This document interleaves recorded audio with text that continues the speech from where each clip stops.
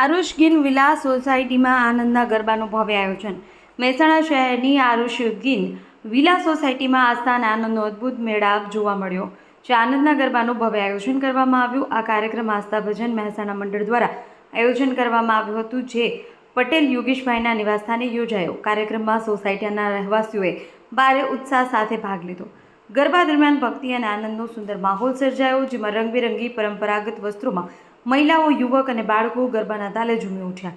ભજન અને સંગીતના મીઠા સ્વર સાથે સમગ્ર વાતાવરણ ભક્તિમય બની ગયું.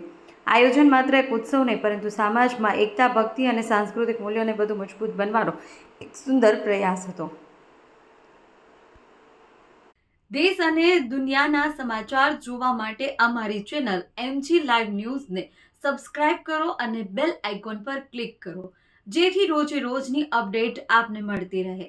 સાથે જ અમારું ફેસબુક અને ઇન્સ્ટાગ્રામ પેજને પણ ફોલો કરો.